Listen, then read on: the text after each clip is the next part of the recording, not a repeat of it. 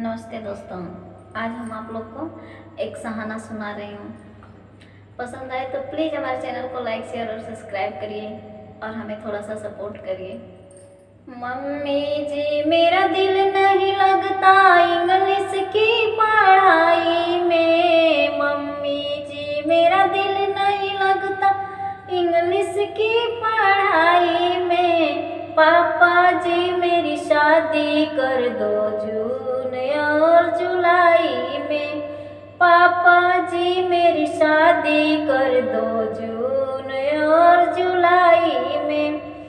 चाची जी मेरा दिल नहीं लगता इंग्लिश की पढ़ाई में। चाची जी मेरा दिल नहीं लगता इंग्लिश की पढ़ाई में। चाचा जी मेरी शादी कर दो जून और जुलाई में। चाचा जी मेरी शादी कर दो